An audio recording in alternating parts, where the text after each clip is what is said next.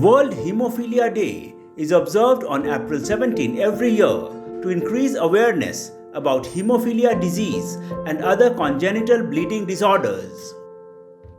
In 1989, World Hemophilia Day was started by the World Federation of Hemophilia in honor of WFH founder Frank Snavel's birthday.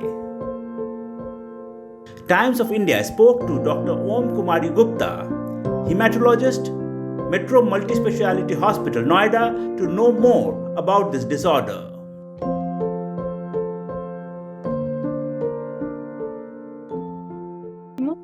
Hemophilia is a genetic disorder and it runs in family, and it is a defect of a gene which leads to formation. This gene is responsible for formation of clotting factors.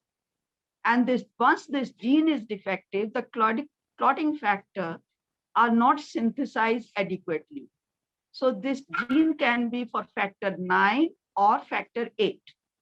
Factor 8 is a classical hemophilia. It's called factor A.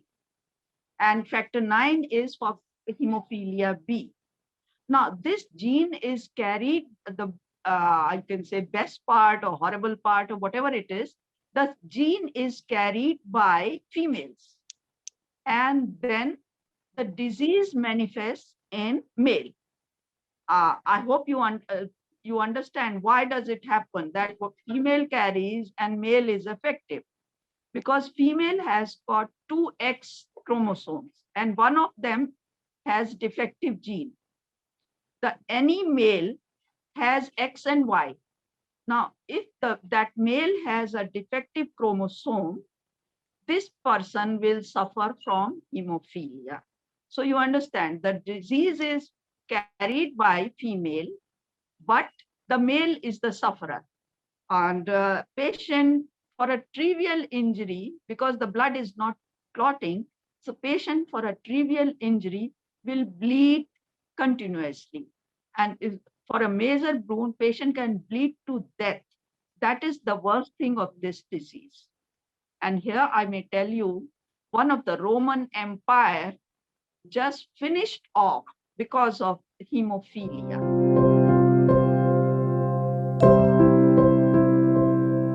Till now, the government is just giving the help because these patients, once they start bleeding, they need factor. By lab test, we diagnose that factor 8 is there absent or a small amount, or factor 9.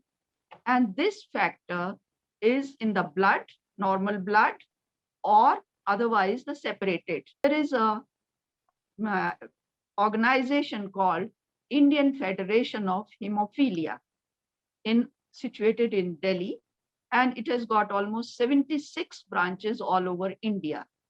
And this Indian Federation, this is an NGO, and it is also helping the patient in, with the line of World Federation of Hemophilia. So any patient who is hemophilic, we refer them to go and register there and get this factor. Now, government helps this, and now various states have come to supply free hemophilia factor. So that is the government is doing.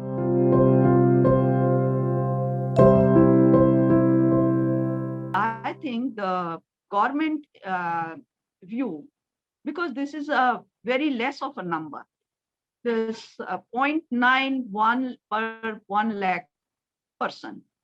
So it's a small thing.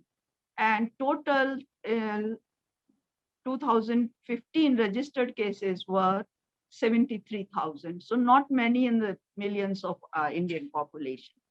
But now gradually, the attention is being done. And the first thing government has, various states have taken to supply free of this factor 8.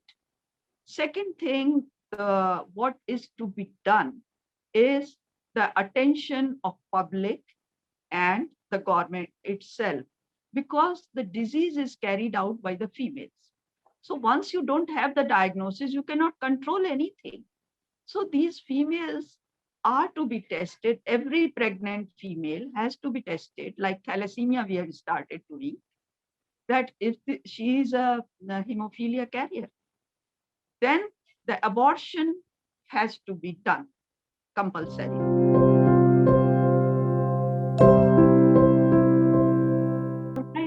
It will certainly take time, and public, not many people are interested. Oh, why should we listen this? Because it's a rare thing.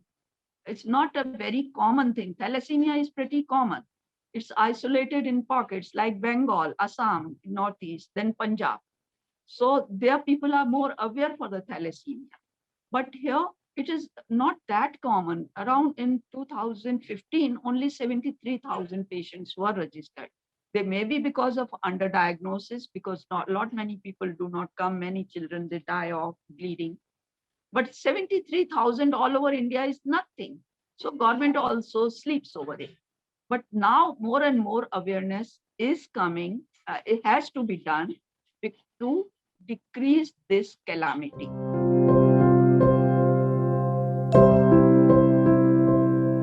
That's a difficult question. We can control the bleeding with transfusions, and gene therapy is the one, which is still in experimental. And so this is the thing. Otherwise, it's not curable.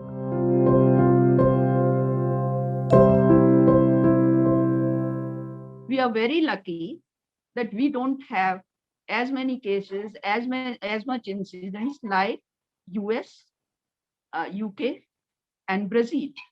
UK has got the highest incidence. This is because of our DNA structure or whatever, like Asia, India subcontinent has a different DNA structure than the USA and UK. So is it that, or why? And certainly this is not racial. This is not racial. Brazil, it's quite common. Why Brazil isolated, not other part of Africa? That's not yet done, because not many studies have been done on this.